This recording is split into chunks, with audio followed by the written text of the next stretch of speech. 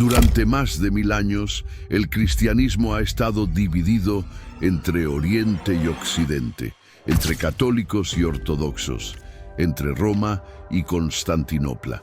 Nos han enseñado que fue un conflicto teológico, una disputa sobre doctrinas y palabras en credos antiguos. Pero excavaciones recientes en Estambul han revelado algo perturbador. Artefactos que sugieren que el cristianismo oriental nunca fue tan puro como afirmaba, y que las sospechas occidentales sobre prácticas heréticas ocultas podrían haber tenido fundamento. Hoy descubriremos las raíces ocultas del gran cisma, y te garantizo que nada volverá a parecerte igual. ¿Realmente el cristianismo estuvo alguna vez unido? ¿O la gran ruptura de 1054 fue simplemente el momento en que una grieta de siglos finalmente se abrió por completo? Esta es la pregunta que arqueólogos e historiadores se están haciendo mientras desempolvan secretos enterrados bajo las calles de Estambul. Porque resulta que la fisura entre Oriente y Occidente no comenzó en el siglo XI, sino que venía gestándose desde los primeros días del cristianismo, oculta bajo capas de diplomacia superficial y unidad fingida. Remontémonos al año 484, casi 6 siglos antes del famoso cisma.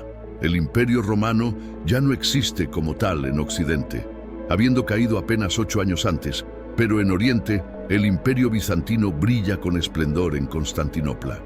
Es aquí donde ocurre algo que los libros de historia apenas mencionan: el cisma acaciano. El patriarca Acacio de Constantinopla y el papa Félix III de Roma se excomulgan mutuamente en una disputa que durará 35 años. ¿El motivo?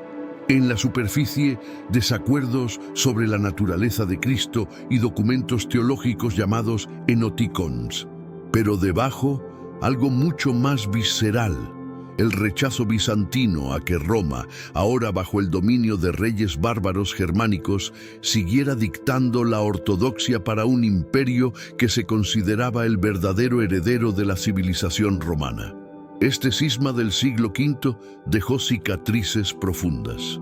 Durante 3 décadas y media, las iglesias de Oriente y Occidente no se comunicaron, no compartieron comunión y, lo más importante, comenzaron a desarrollar identidades separadas. Los cristianos orientales empezaron a ver a los occidentales como contaminados por la barbarie germánica, mientras que los occidentales veían en Bizancio una arrogancia imperial que ponía al emperador por encima del papa. Cuando finalmente se reconciliaron en 519, la herida había cicatrizado mal, dejando una sensibilidad extrema que cualquier nuevo conflicto podría reabrir. Pero aquí es donde la historia se pone verdaderamente fascinante.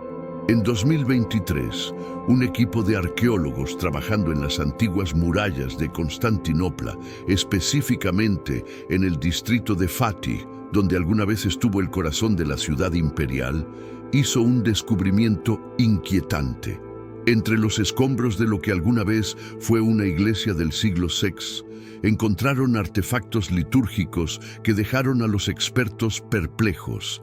Cálices decorados con símbolos cristianos tradicionales como el pez y el cordero, pero entrelazados con motivos claramente paganos.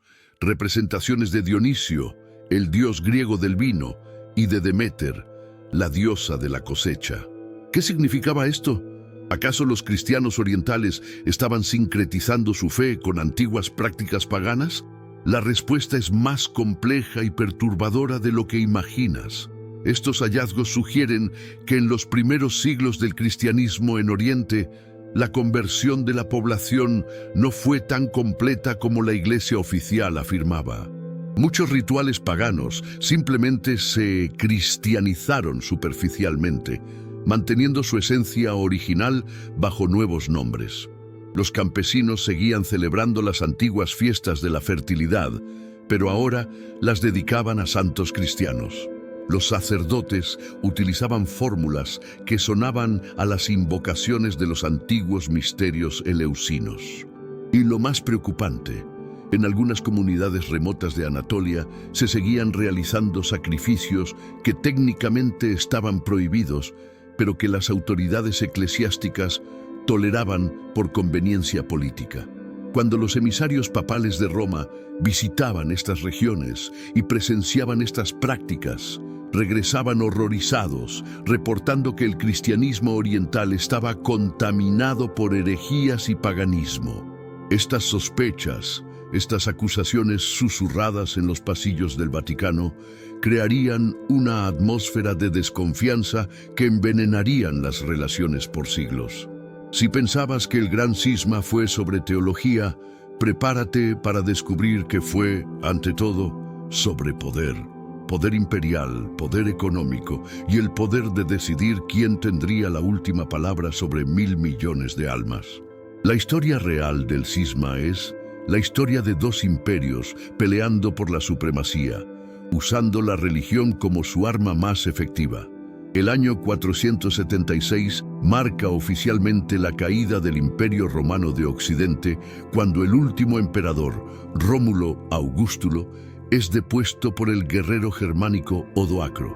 Pero aquí está el detalle que cambia todo. Para los bizantinos, este no fue el fin del Imperio Romano, sino simplemente la pérdida temporal de sus provincias occidentales. El emperador en Constantinopla seguía considerándose el único emperador romano legítimo, el heredero directo de Augusto y Marco Aurelio. Toda esa región que ahora llamamos Europa Occidental, con sus reyes bárbaros francos, visigodos y lombardos, eran para Bizancio territorios imperiales ocupados ilegalmente que eventualmente serían recuperados. En medio de este vacío de poder en Occidente, el papado de Roma comenzó a transformarse. Ya no podía depender de un emperador romano en Italia para protegerlo de las invasiones bárbaras, así que los papas se convirtieron en líderes políticos por necesidad. Negociaban con reyes germánicos, organizaban la defensa de Roma, administraban tierras y ejércitos. El Papa dejó de ser simplemente un líder espiritual para convertirse en un príncipe secular con ambiciones temporales.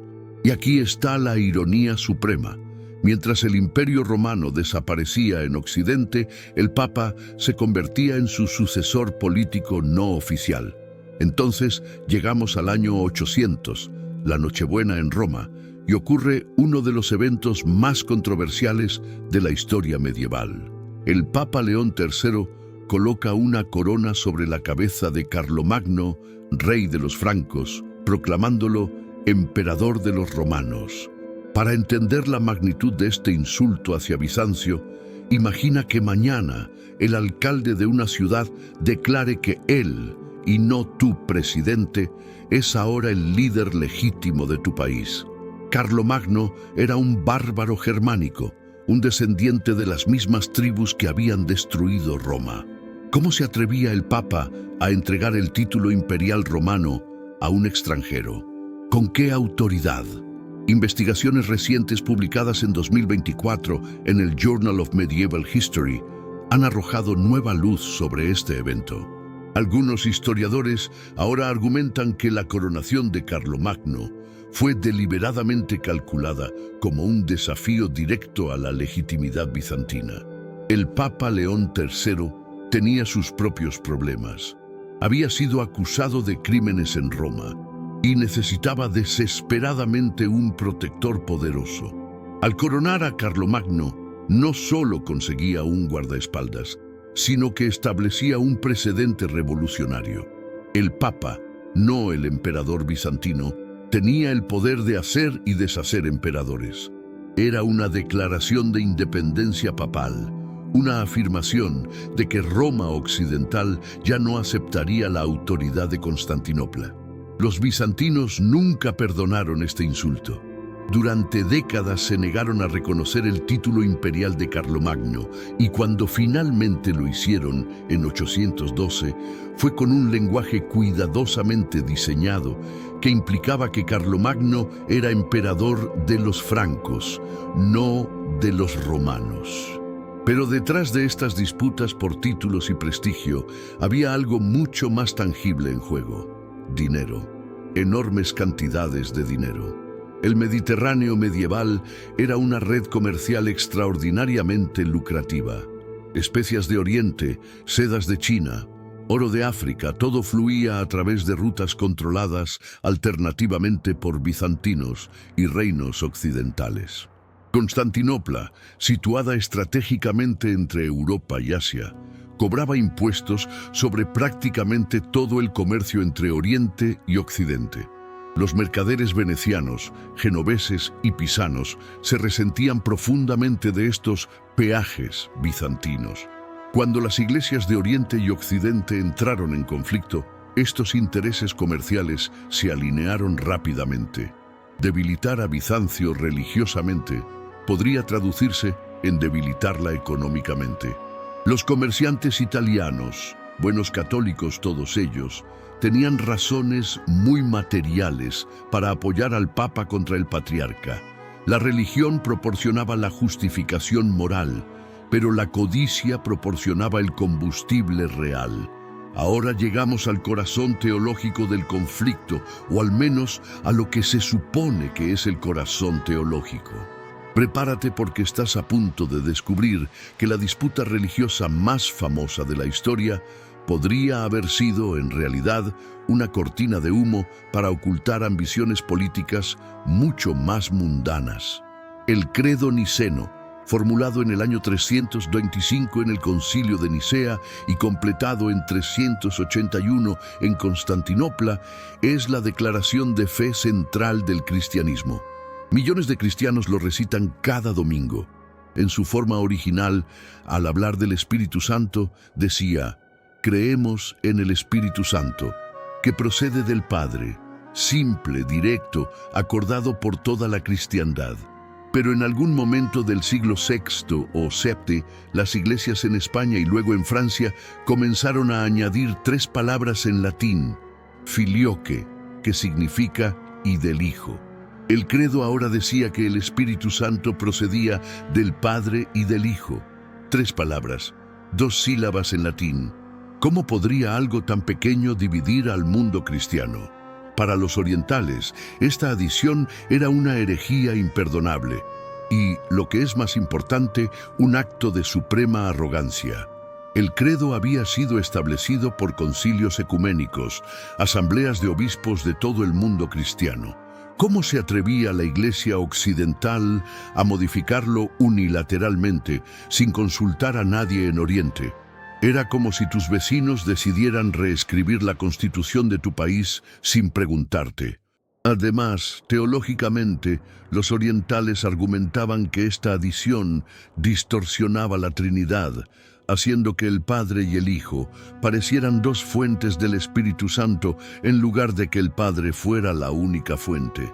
Podría sonar como división de cabellos teológicos, pero para ellos era el fundamento mismo de cómo entendían a Dios. Pero aquí está lo fascinante. Documentos vaticanos de diálogos ecuménicos realizados entre 2022 y 2024 revelan algo sorprendente.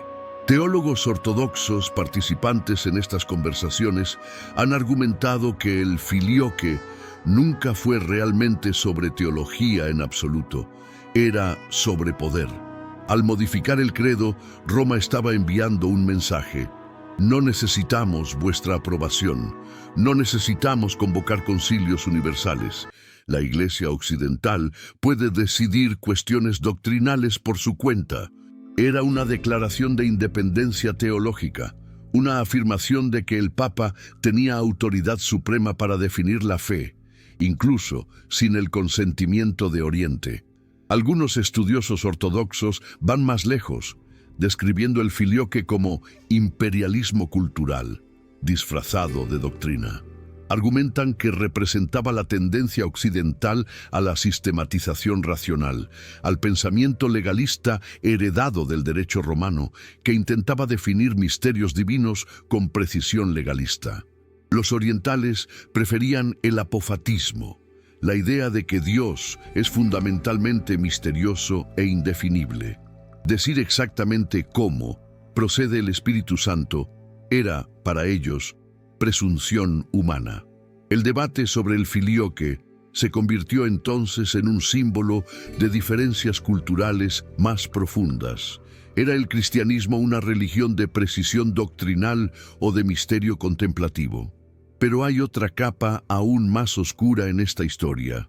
Algunos historiadores han propuesto teorías controvertidas sobre las verdaderas razones detrás de estas disputas teológicas. Durante los siglos que precedieron al Gran Cisma, tanto Oriente como Occidente enfrentaban desafíos de movimientos heréticos. En Oriente, las sombras del arrianismo, aquella herejía del siglo IV que negaba la divinidad plena de Cristo, nunca desaparecieron completamente. Comunidades enteras en los Balcanes y Anatolia mantenían creencias arrianas o semiarrianas en secreto. Las autoridades bizantinas lo sabían, pero a menudo miraban hacia otro lado porque reprimir estas herejías podría desestabilizar regiones enteras. Aquí está la teoría explosiva. ¿Y si las acusaciones occidentales sobre la ortodoxia oriental no eran completamente infundadas? ¿Y si realmente existían corrientes heréticas significativas en Oriente que las autoridades oficiales ocultaban? Los descubrimientos arqueológicos de 2023 en Estambul, esos artefactos que mezclan símbolos cristianos y paganos, sugieren que la realidad religiosa en Bizancio era mucho más compleja y heterodoxa de lo que la narrativa oficial admitía. Si Roma sospechaba esto, si los legados papales regresaban reportando prácticas extrañas y creencias sospechosas, entonces su insistencia en el filioque podría haber sido un intento de forzar a Oriente a clarificar su posición teológica, a demostrar que realmente era ortodoxo según los estándares occidentales. Era una prueba de lealtad doctrinal, una manera de decir: demuestren que son verdaderos cristianos según nuestros términos. Esta narrativa de amenazas ocultas, de herejías escondidas, de un cristianismo oriental contaminado por influencias oscuras, creó una atmósfera de paranoia que hacía imposible el diálogo genuino. Cada diferencia litúrgica o doctrinal se veía no como simple diversidad, sino como posible evidencia de desviación herética. El filioque se convirtió en el símbolo de esta desconfianza mutua, un campo de batalla donde se libraban guerras sobre identidad, autoridad y la propia definición de qué significaba ser cristiano. Toda gran división necesita sus villanos, y la historia del Gran Cisma tiene el suyo. Miguel Cerulario, patriarca de Constantinopla, un hombre cuya ambición y paranoia acelerarían una ruptura que podría haberse evitado. Pero la pregunta inquietante que historiadores recientes están planteando es: ¿era realmente un defensor fanático de la fe ortodoxa? ¿O simplemente un operador político despiadado que usó la religión para consolidar su poder? Miguel Cerulario se convirtió en patriarca de Constantinopla en 1043, en circunstancias que ya eran sospechosas. No era un monje devoto que ascendió por años de servicio piadoso. Era un político de la corte imperial, un exfuncionario gubernamental que había estado implicado en conspiraciones anteriores contra el emperador. De hecho, había sido castigado y exiliado por participar en un intento de golpe de Estado. Solo años después, cuando el clima político cambió, fue rehabilitado y, sorprendentemente, catapultado directamente al cargo más alto de la Iglesia Oriental sin haber pasado prácticamente tiempo alguno como clérigo ordinario. Imagina que un político fracasado y conspirador convicto sea nombrado de repente papa. Eso fue esencialmente lo que pasó con Cerulario. Una vez en el poder patriarcal, Cerulario demostró ser un maestro en la manipulación política. Entendía que el patriarca de Constantinopla, a diferencia del papa en Roma, estaba teóricamente subordinado al emperador bizantino. Pero Cerulario no era el tipo de hombre que aceptaba subordinación. Necesitaba consolidar su poder, hacerse indispensable, crear una base de apoyo que lo hiciera intocable incluso para el emperador. Y encontró la herramienta perfecta: el nacionalismo religioso, el sentimiento antioccidental que ya hervía bajo la superficie de la sociedad bizantina. En 1053, apenas 10 años después de convertirse en patriarca, Cerulario hizo su movimiento dramático. Ordenó el cierre de todas las iglesias latinas en Constantinopla. No algunas, todas. Los latinos, principalmente comerciantes venecianos y genoveses que vivían en barrios específicos de la ciudad, de repente se encontraron sin lugares para practicar su fe. Sus iglesias fueron literalmente clausuradas por orden patriarcal. El motivo oficial: las iglesias latinas usaban pan sin levadura en la Eucaristía, una práctica que Cerulario denunció como herética. Los orientales usaban pan con levadura, y para Cerulario, esta diferencia aparentemente trivial era suficiente para considerar inválida toda la liturgia occidental. Pero investigaciones recientes, incluyendo análisis de un podcast de teología ortodoxa de 2023 que examinó manuscritos bizantinos previamente ignorados, revelan que la verdadera motivación de Cerulario era mucho más calculada. El emperador Constantino Número Monómaco estaba en ese momento negociando una alianza militar con el Papa León IX para enfrentar juntos a los normandos que invadían el sur de Italia. Esta alianza habría puesto a Bizancio en una posición de relativa igualdad o incluso dependencia respecto a Roma. Cerulario vio esto como una amenaza a su propio poder y prestigio. Si el emperador y el papa se hacían amigos, ¿dónde quedaba el patriarca, reduciéndose a un simple capellán de la corte imperial? Al cerrar las iglesias latinas y crear un escándalo religioso, Cerulario saboteó efectivamente las negociaciones imperiales. Convirtió lo que era una alianza política pragmática en una crisis religiosa que requería tomar partido. Forzó al emperador a elegir: ¿apoyas a tu patriarca y a tu pueblo o te alías con esos herejes occidentales? Constantino IX estaba furioso con Cerulario por este movimiento, pero políticamente no podía desautorizar públicamente a su propio patriarca sin parecer débil ante su pueblo. Cerulario había jugado su mano a la perfección, pero la manipulación de Cerulario no terminó ahí. Cuando el Papa León IX envió legados a Constantinopla para resolver la disputa, Cerulario se negó a reunirse con ellos durante meses. Los hizo esperar, los humilló, les negó audiencias, mientras secretamente circulaba cartas y panfletos por toda Constantinopla denunciando las herejías occidentales. Estas cartas, algunas de las cuales sobreviven en archivos bizantinos, son documentos venenosos llenos de acusaciones personales. Cerulario acusaba al Papa no solo de errores doctrinales, sino de simonía, de vender cargos eclesiásticos al mejor postor. Lo llamaba bárbaro, lo acusaba de permitir que sacerdotes se casaran en algunas regiones mientras lo prohibían en otras, de inconsistencia e hipocresía. Lo fascinante es que muchas de estas acusaciones contenían granos de verdad.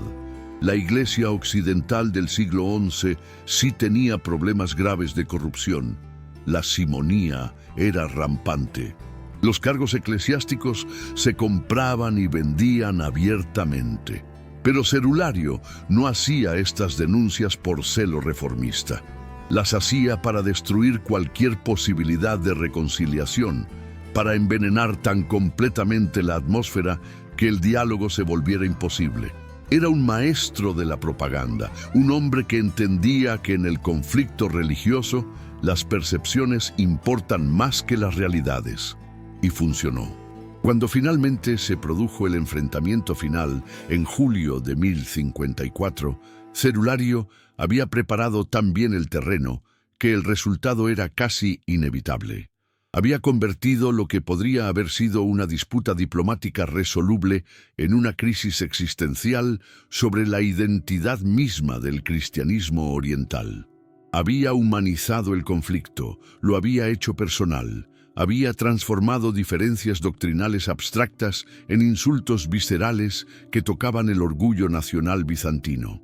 El gran cisma lleva muchas firmas, pero la de Miguel Cerulario está escrita más grande que casi cualquier otra. Si Miguel Cerulario fue el manipulador oriental, el cardenal Humberto de Silva Candida fue su equivalente occidental, dogmático, inflexible y peligrosamente convencido de su propia rectitud. La historia del gran cisma no puede contarse sin este hombre, el legado papal cuya misión a Constantinopla en 1054 estaba condenada al fracaso desde el principio, y cuyas acciones en la Catedral de Santa Sofía sellarían la división por siglos. Humberto era un monje nacido en Lorena, parte del Sacro Imperio Romano Germánico, y pertenecía a esa generación de reformadores papales que estaban decididos a purificar la Iglesia de la corrupción y reafirmar la autoridad papal sobre todos los cristianos. Era brillante, educado, hablaba varios idiomas y era absolutamente intransigente en sus convicciones. Para Humberto, el Papa era el vicario de Cristo en la tierra y cualquiera que cuestionara su autoridad era un hereje que merecía condenación. No era un diplomático, era un inquisidor con ropajes de embajador. En 1054, el Papa León IX, que conocía a Humberto y apreciaba su celo reformista, lo nombró jefe de una legación a Constantinopla con un objetivo claro: resolver la crisis provocada por Miguel Cerulario y restaurar la unidad entre las iglesias. Pero aquí está el problema. León IX murió en abril de 1054, antes de que Humberto y sus compañeros legados llegaran siquiera a Constantinopla. Técnicamente, en el momento en que Humberto actuaba en nombre papal, ya no había papa. La sede de San Pedro estaba vacante. ¿Tenía Humberto siquiera autoridad legal para representar a Roma? Esta cuestión técnica ha generado debates entre historiadores hasta el día de hoy. Los debates recientes en foros históricos de 2024, incluyendo discusiones en blogs académicos y sorprendentemente en hilos largos de Reddit dedicados a historia medieval, han planteado una pregunta fascinante. ¿Era el famoso documento de excomunión que Humberto eventualmente depositó en Santa Sofía genuino, o fue parcialmente forjado, exagerado para propósitos de propaganda? Algunos investigadores señalan inconsistencias en el lenguaje del documento, acusaciones tan extremas que parece improbable que incluso un fanático como Humberto las hubiera escrito sin algún tipo de exageración posterior. El documento acusaba a Cerulario y a los bizantinos de prácticamente todas las herejías imaginables, de ser simoníacos, nicolaitas, severanos, neumatómacos, maniqueos. Era una lista de acusaciones tan absurdamente exhaustiva que algunos historiadores sospechan que versiones posteriores del documento fueron mejoradas para hacerlas más dramáticas. Pero independientemente de si el documento fue alterado después, la misión de Humberto ya estaba comprometida por factores externos que revelan cuán interconectada estaba esta supuesta disputa religiosa con política militar real. Los normandos, esos descendientes de vikingos asentados en Francia, que se habían convertido en guerreros cristianos feroces, estaban invadiendo el sur de Italia en ese preciso momento. Tanto el Papa como el emperador bizantino tenían territorios allí, y ambos estaban perdiendo terreno ante los normandos. Una alianza entre Roma y Constantinopla contra los normandos habría sido estratégicamente lógica. Aquí es donde la teoría se pone intrigante. Algunos historiadores modernos proponen que el cisma religioso fue deliberadamente exacerbado por Cerulario, precisamente como una táctica de distracción bizantina. Si el emperador Constantino IX estaba demasiado ocupado lidiando con una crisis religiosa interna, no podría comprometer recursos militares significativos a Italia. Y si la atención pública bizantina estaba enfocada en los herejes occidentales, habría menos escrutinio sobre los fracasos militares imperiales contra los normandos. Era una teoría de conspiración medieval. Usar el cisma religioso como cortina de humo para ocultar incompetencia militar. Cuando Humberto finalmente llegó a Constantinopla, la situación ya era imposible. Cerulario se negó a recibirlo con los honores que Humberto consideraba apropiados para un legado papal. Las reuniones que sí ocurrieron fueron desastres de comunicación intercultural. Humberto esperaba deferencia. Cerulario ofrecía condescendencia. Humberto citaba la primacía de Roma, basándose en que Pedro fue el príncipe de los apóstoles. Cerulario respondía que Constantinopla era la nueva Roma y que la antigua Roma había caído en manos bárbaras y perdido su derecho a liderar. Cada conversación no hacía más que profundizar el antagonismo. Lo que muchos no saben es cuán viscerales se volvieron estos intercambios. En cartas que sobreviven de este período, los insultos vuelan en ambas direcciones con una virulencia sorprendente. Humberto describe a los bizantinos como hombres afeminados que usan perfumes y se visten como mujeres. Una referencia despectiva a las elaboradas vestimentas ceremoniales de la corte bizantina. Cerulario responde llamando a los francos bárbaros sin cultura que apenas han salido de los bosques. Estos no eran desacuerdos teológicos abstractos, eran choques de civilizaciones que se despreciaban mutuamente a nivel cultural profundo. El 16 de julio de 1054, después de meses de frustración, Humberto había tenido suficiente. En uno de los momentos más dramáticos de la historia cristiana, él y sus compañeros legados entraron en la Catedral de Santa Sofía, la más magnífica iglesia de la cristiandad, justo cuando se estaba celebrando la liturgia.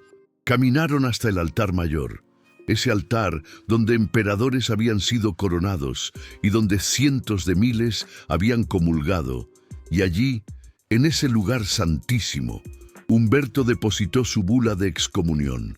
No la entregó respetuosamente a Cerulario.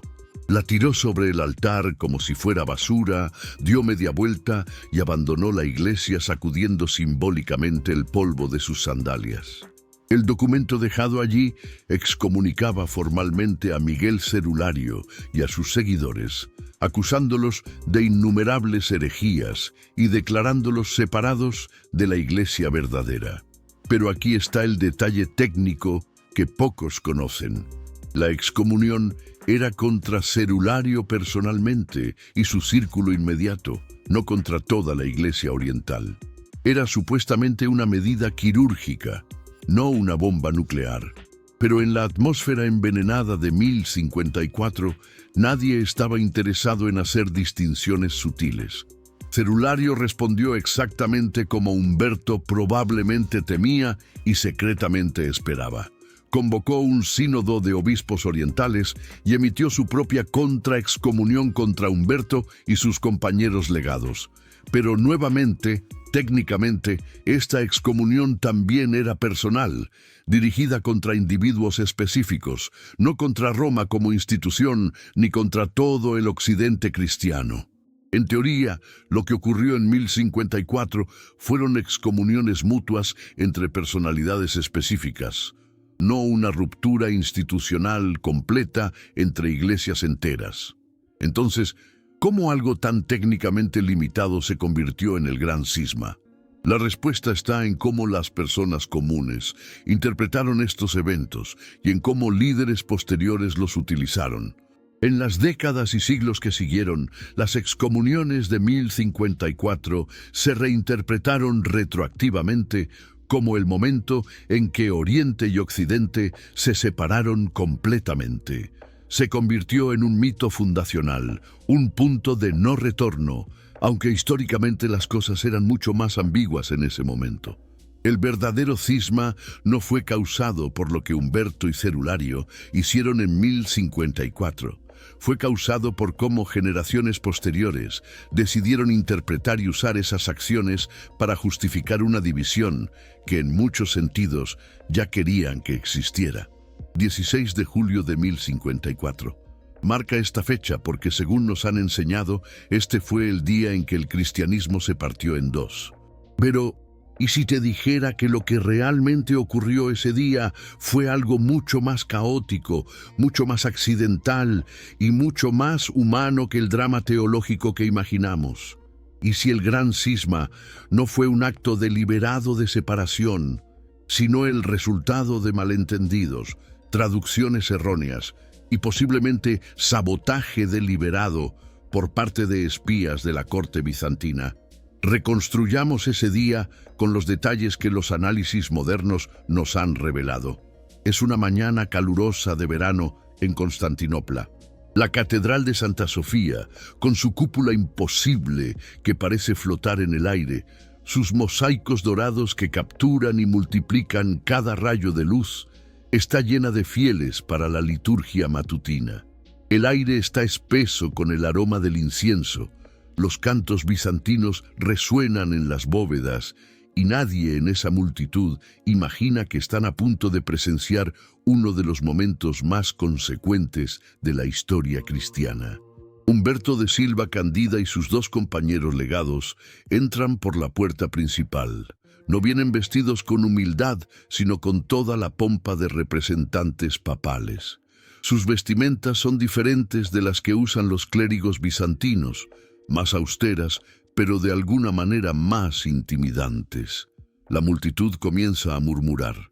Todos en Constantinopla saben para este momento que estos romanos han estado teniendo disputas con el patriarca Cerulario.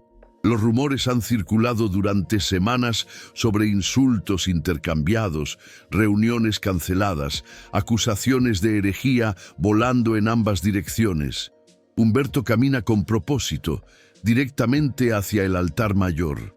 No se detiene, no pide permiso, no muestra ninguna deferencia a los sacerdotes que están conduciendo la liturgia.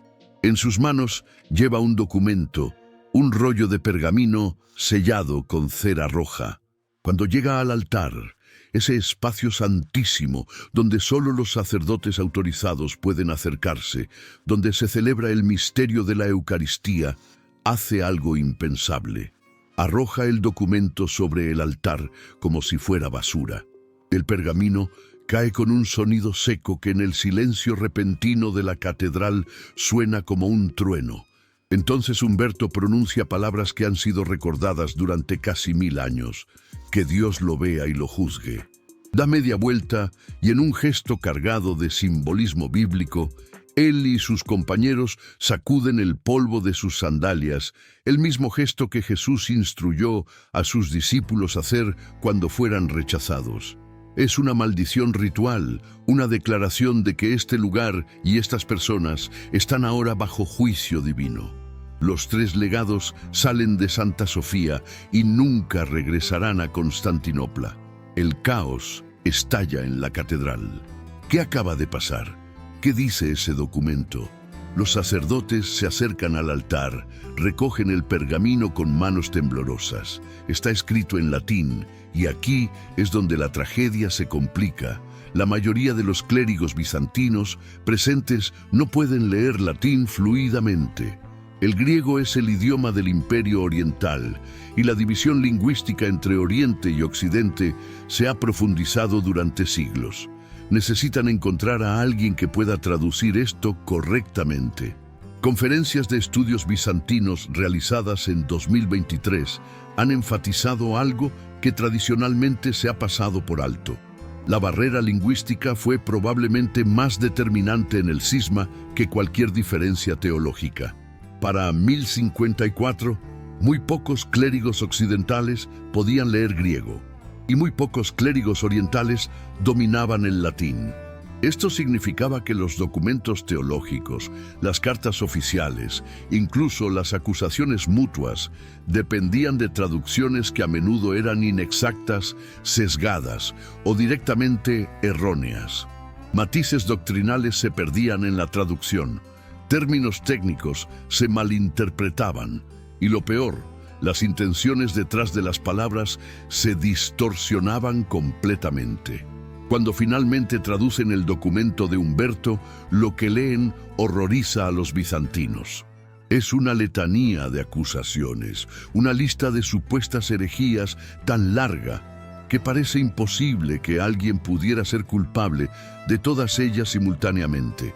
El documento acusa a Miguel Cerulario de ser simoníaco, vender cargos religiosos; nicolaíta, permitir que el clero se case; severiano, seguir herejías sobre la naturaleza de Cristo; pneumatómaco, negar la divinidad del Espíritu Santo; maniqueo, creer en dos dioses, uno bueno y uno malo, y la lista continúa. Para los bizantinos educados, esto es absurdo. Muchas de estas herejías se contradicen mutuamente. No puede ser simultáneamente un maniqueo y un severiano. Sus teologías son incompatibles. Es como acusar a alguien de ser comunista y fascista al mismo tiempo. Aquí es donde los historiadores modernos han propuesto una teoría inquietante. ¿Y si el documento fue deliberadamente exagerado o incluso parcialmente falsificado después del hecho para hacerlo parecer más dramático de lo que originalmente era? No hay consenso sobre esto, pero algunos investigadores señalan que las copias del documento de excomunión que sobreviven en archivos occidentales y las que se encuentran en archivos orientales tienen diferencias significativas. Algunos de los cargos más extravagantes aparecen en unas versiones, pero no en otras. ¿Es esto simplemente el resultado de copistas medievales cometiendo errores? ¿O hubo manipulación deliberada por ambos lados para hacer que el otro pareciera más herético de lo que realmente afirmaban ser? Pero hay otra capa aún más oscura en esta historia, una que involucra espionaje y sabotaje cortesano. El emperador Constantino Número, como mencionamos, quería una alianza con Roma contra los normandos. Miguel Cerulario quería evitar esa alianza porque disminuiría su propia influencia. Análisis recientes de correspondencia de la corte bizantina sugieren que Cerulario tenía informantes dentro del círculo de Humberto, personas que le reportaban cada movimiento de los legados papales. Más inquietante aún, hay indicios de que Cerulario pudo haber saboteado activamente los intentos de comunicación entre Humberto y el emperador. En varias ocasiones, durante los meses que precedieron al 16 de julio, el emperador Constantino Número intentó organizar reuniones entre sus representantes, Cerulario y los legados papales. Estas reuniones fueron consistentemente canceladas en el último minuto, con excusas que variaban desde enfermedades súbitas hasta conflictos de agenda. Los historiadores que han estudiado los registros de la corte bizantina notan un patrón. Cada vez que parecía que se lograría un avance diplomático, algo ocurría para descarrilarlo. Mensajes se perdían. Traductores no aparecían cuando se los necesitaba. Intermediarios cruciales eran repentinamente enviados en misiones fuera de la ciudad. ¿Coincidencia o conspiración? La teoría más provocativa, propuesta por algunos académicos en conferencias de 2023, es que había facciones dentro de la corte bizantina que activamente querían que las negociaciones fracasaran. No solo Cerulario, sino nobles y funcionarios que veían en la humillación de los arrogantes legados romanos una oportunidad de ganancia política. Algunos de estos cortesanos habrían exacerbado deliberadamente los malentendidos, tal vez incluso proporcionando traducciones sesgadas de los documentos intercambiados para hacer que cada lado pareciera más intransigente de lo que realmente era ante los ojos del otro. Imagina el escenario. Humberto escribe una carta al patriarca expresando desacuerdo, pero abierta al diálogo. Un traductor en el equipo de Cerulario, leal al patriarca o pagado por él, traduce la carta, haciendo que suene mucho más insultante de lo que Humberto pretendía. Cerulario lee esta versión distorsionada y responde indignado. Su respuesta es luego traducida para Humberto, nuevamente con un tono más agresivo del original. Humberto, leyendo lo que cree que es la verdadera respuesta de Cerulario, se enfurece aún más. Y así, ciclo tras ciclo, la comunicación se descompone no por genuino desacuerdo teológico, sino por sabotaje lingüístico deliberado. El día después de que Humberto depositara su excomunión, ocurre algo que revela cuán caótico y personal era realmente todo esto. El emperador Constantino IX, furioso con ambos lados por arruinar sus planes diplomáticos, ordena que se arreste a los legados papales antes de que puedan salir de Constantinopla. Quiere llevarlos de vuelta, forzarlos a retractarse de su excomunión, pero Humberto y sus compañeros se mueven rápido, corren hacia el puerto, sobornan a un capitán de barco y zarpa hacia Italia antes de que los guardias imperiales puedan alcanzarlos. Es una huida dramática, digna de una película de aventuras, y revela que incluso el emperador bizantino no consideraba que lo que había ocurrido fuera irreversible. Constantino todavía pensaba que esto podía arreglarse, que era un desastre diplomático, no un cisma teológico permanente. Miguel Cerulario, sin embargo, tenía otros planes. Convoca rápidamente un sínodo de obispos bizantinos. La reunión es tensa. Algunos obispos argumentan por moderación, por responder con dignidad pero sin escalar. Pero Cerulario los presiona. Lee para ellos, presumiblemente con su propia traducción e interpretación, las acusaciones que Humberto ha hecho. Enfatiza los insultos personales, las afirmaciones de superioridad romana, las denuncias de prácticas orientales como heréticas. Los obispos, escuchando esto, se indignan, y Cerulario logra lo que quería. El sínodo emite su propia excomunión contra Humberto de Silva Candida y sus dos compañeros legados. Pero aquí está el detalle crucial que se olvida constantemente. Ni la excomunión de Humberto contra Cerulario, ni la contraexcomunión de Cerulario contra Humberto mencionaban a las iglesias como instituciones. Humberto no había excomunicado a toda la Iglesia oriental. Cerulario no había excomunicado a toda la Iglesia occidental. Técnicamente, lo que ocurrió en julio de 1054 fueron dos líderes religiosos pomposos y obstinados, excomulgándose mutuamente en un arranque de rabia. Si las cosas se hubieran dejado ahí, si la siguiente generación de líderes hubiera decidido que aquellos eran dos viejos tontos que habían ido demasiado lejos, la historia podría haber sido completamente diferente. Pero no se dejaron ahí, porque tanto en Oriente como en Occidente había fuerzas que querían la separación, que se beneficiaban de ella, que la usarían para sus propios propósitos. Los eventos de julio de 1054 les dieron el pretexto perfecto. En las décadas siguientes, cada vez que surgía un conflicto entre Oriente y Occidente, alguien señalaba: recuerden 1054.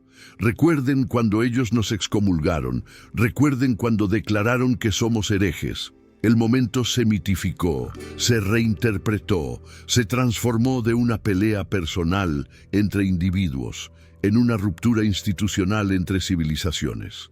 Y quizás la ironía más amarga de todas, cuando en 1965, más de 900 años después, el Papa Pablo VI y el patriarca Atenágoras finalmente levantaron formalmente las excomuniones de 1054, lo hicieron reconociendo que aquellas excomuniones siempre habían sido técnicamente inválidas. Humberto no tenía autoridad legal para actuar en nombre de un papa que ya había muerto. Cerulario solo había excomulgado a individuos, no a instituciones. El gran cisma de 1054, en términos técnicos legales, nunca existió realmente. Pero para entonces, 900 años de división habían creado una realidad que ningún tecnicismo legal podía deshacer. Si pensabas que después del drama de julio de 1054, las cosas se calmarían, te equivocas completamente. Lo que siguió fue una cascada de caos que demostró que las divisiones religiosas nunca se quedan contenidas en las iglesias. Siempre se derraman en las calles, en los puertos, en los campos de batalla, con consecuencias que nadie anticipó. En Constantinopla, los días inmediatamente posteriores al incidente de Santa Sofía fueron de tensión explosiva. La población de la ciudad, que siempre había tenido una relación complicada con los extranjeros latinos que vivían en sus barrios comerciales, encontró en estos eventos la excusa perfecta para desatar resentimientos acumulados durante décadas. Los comerciantes venecianos y genoveses, esos hombres de negocios que controlaban gran parte del comercio marítimo del Mediterráneo y que habían acumulado considerables fortunas en la capital bizantina, de repente se convirtieron en blanco de la ira popular. Las crónicas bizantinas de la época, muchas de ellas recientemente reanalizadas por historiadores, describen escenas perturbadoras. Turbas marchaban por los barrios latinos gritando que los occidentales eran herejes y traidores. Tiendas fueron saqueadas, hogares fueron atacados, hubo golpizas en las calles.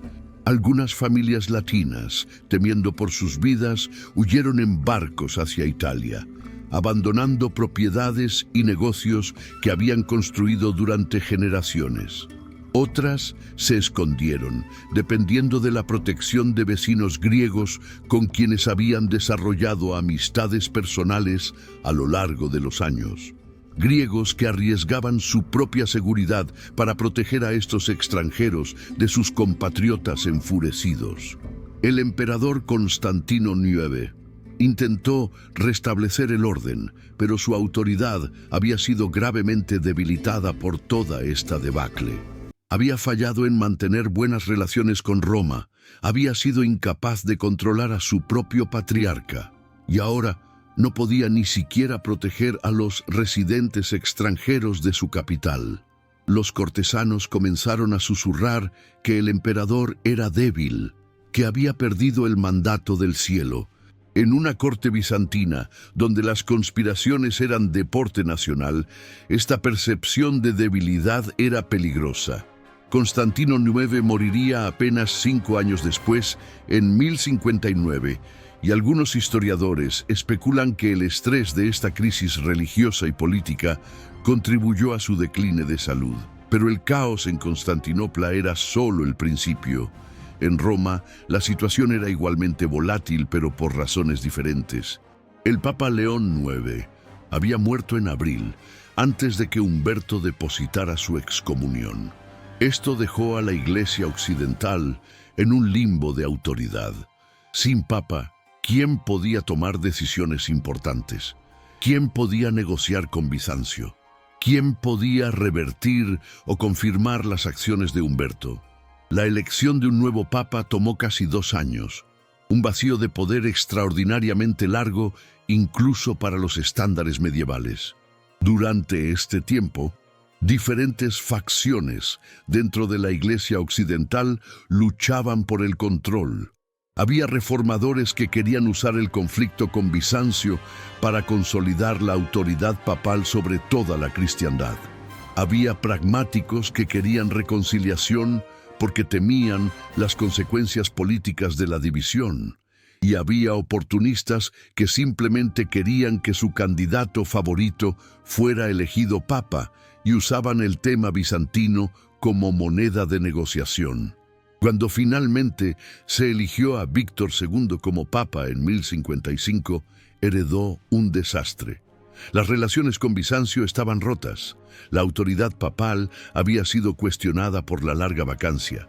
Y en el sur de Italia, los normandos aprovechaban el caos para conquistar territorio tras territorio. Estos normandos son cruciales para entender la historia más amplia, porque representaban una amenaza común tanto para el Papa como para el emperador bizantino. La amenaza que había motivado originalmente los intentos de alianza que Cerulario había saboteado. Los normandos de Italia del Sur no eran simples guerreros brutos. Eran estrategas brillantes que habían llegado inicialmente como mercenarios, pero que rápidamente se dieron cuenta de que podían tallar sus propios reinos en medio del caos político de la región.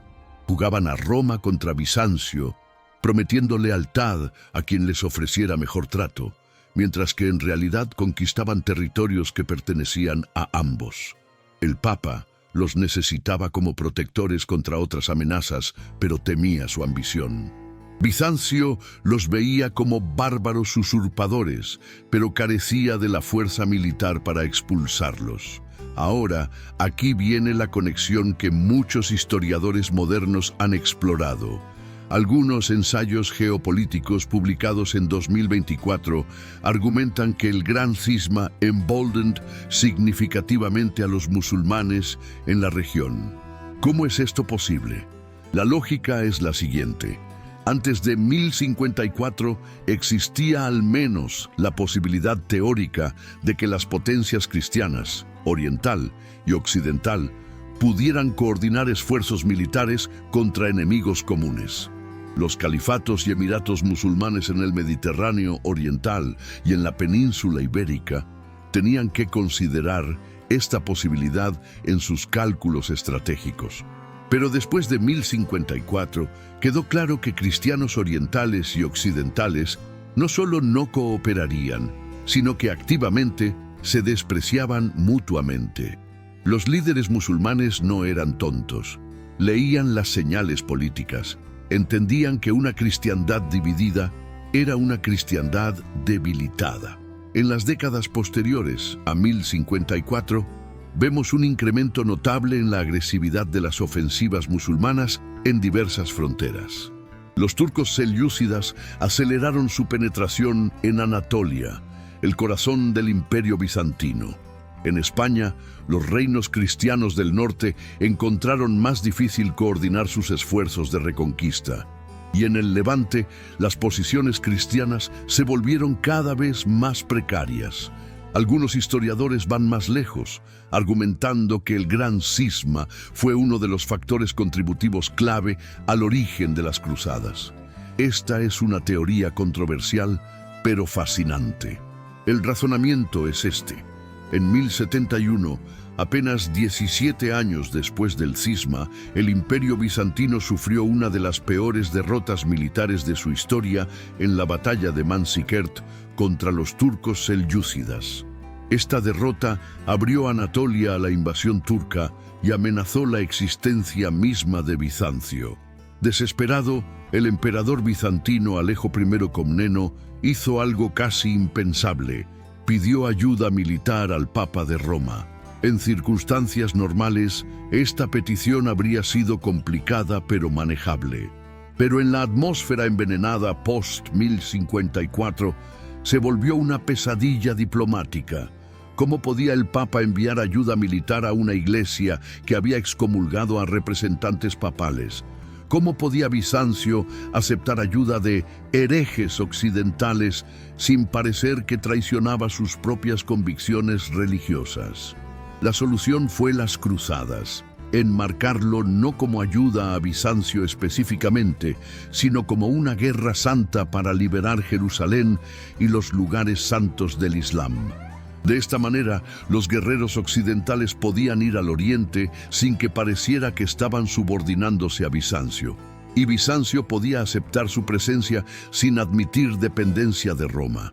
Pero esta solución crearía sus propios horrores, culminando en 1204 con la Cuarta Cruzada, cuando los cruzados occidentales no solo no lucharon contra los musulmanes, sino que saquearon Constantinopla misma, la ciudad cristiana más grande del mundo.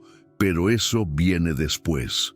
En el siglo XI, inmediatamente posterior a 1054, lo que vemos son los primeros efectos dominó de la división. En las cortes europeas, nobles y reyes comenzaron a tomar nota. El conflicto entre Roma y Constantinopla ofrecía oportunidades.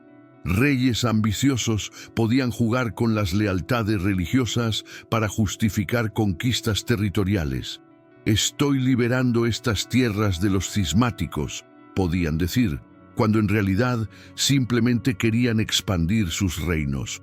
La religión se convertía cada vez más en una herramienta de la Realpolitik, una justificación conveniente para ambiciones que no tenían nada de piadosas.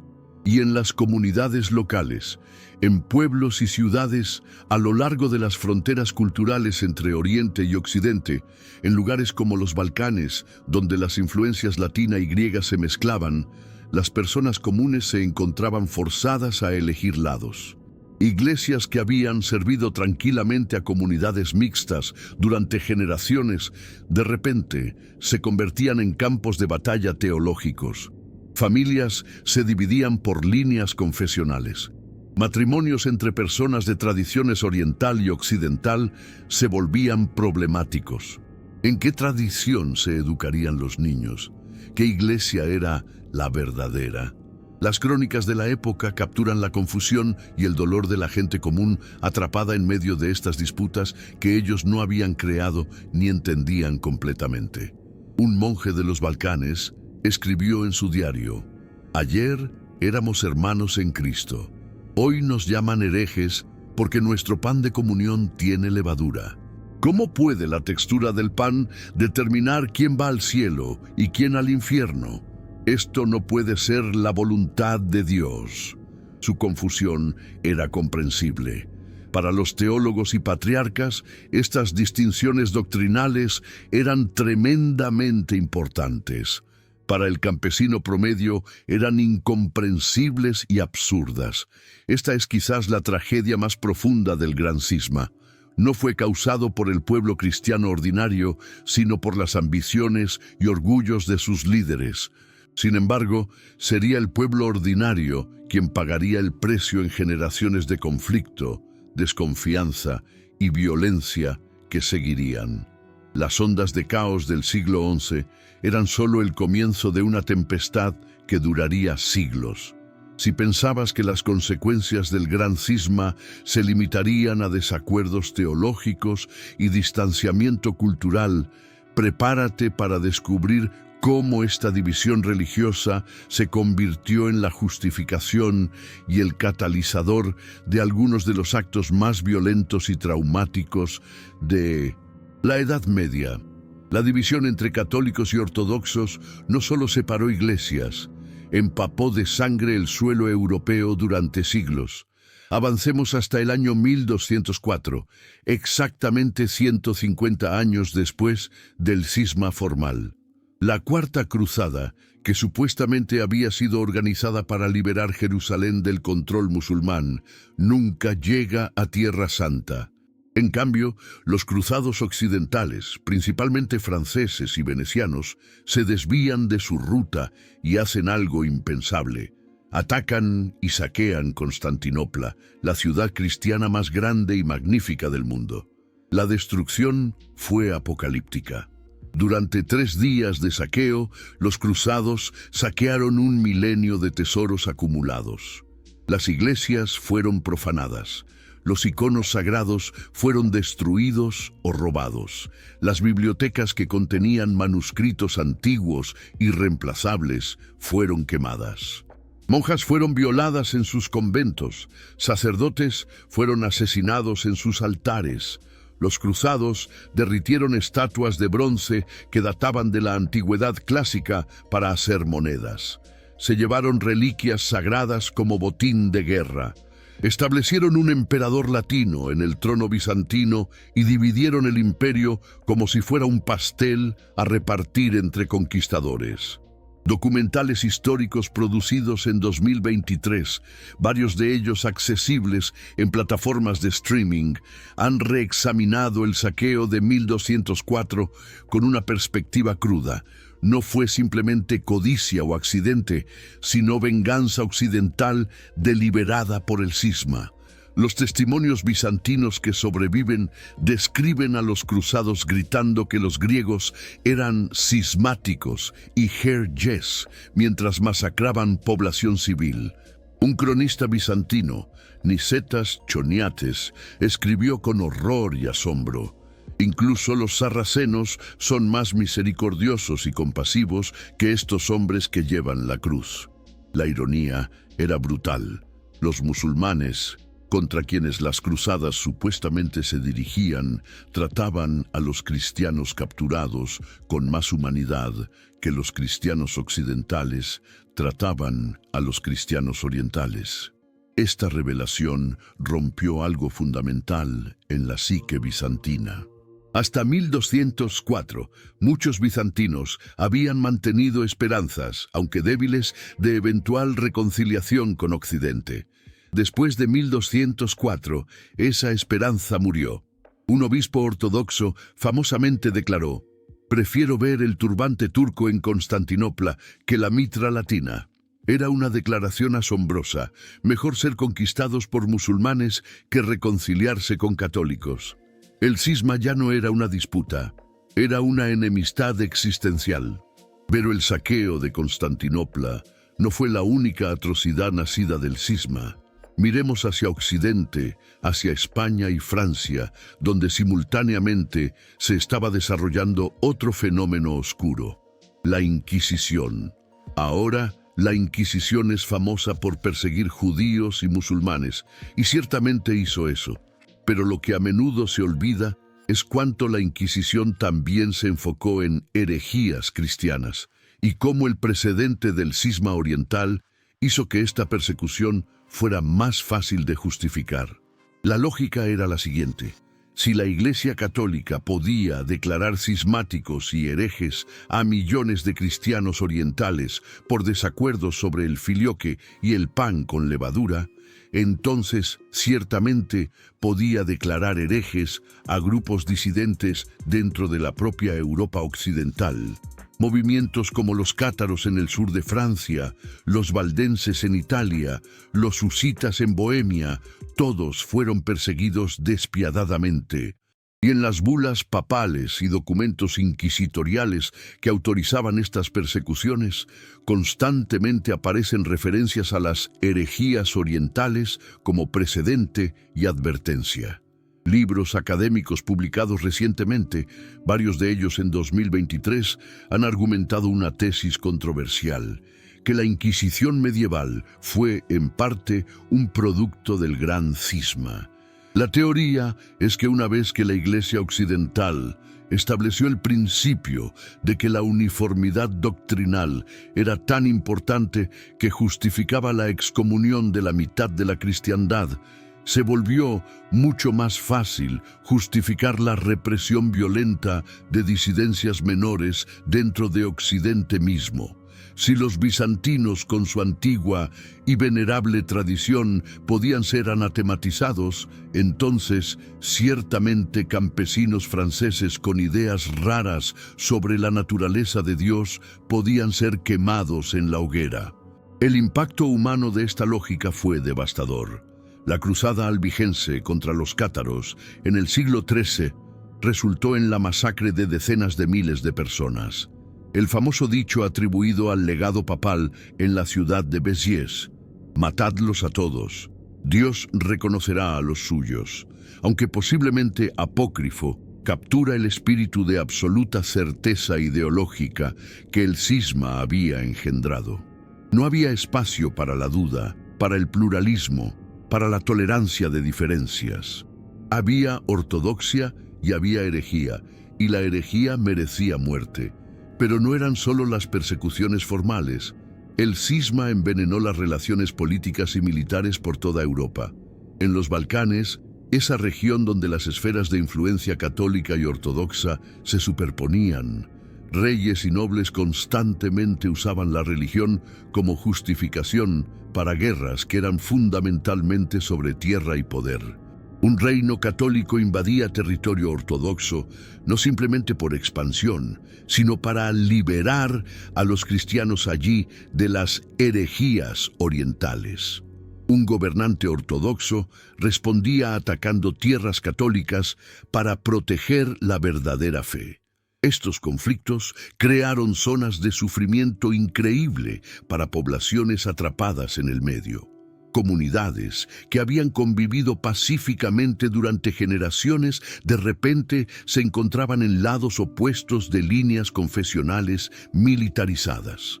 Familias con miembros en ambas tradiciones eran forzadas a elegir lealtades. Las conversiones forzadas se volvieron comunes. Conquista un territorio, convierte a su población a tu versión del cristianismo por la fuerza, resiste y enfrenta persecución, expropiación de propiedades, o peor, y tal vez lo más trágico, el cisma cerró canales de comunicación y cooperación que podrían haber prevenido desastres posteriores. Cuando los turcos otomanos comenzaron su inexorable expansión en los Balcanes y Anatolia en los siglos XIV y XV, las potencias cristianas fueron incapaces de montar una defensa coordinada efectiva.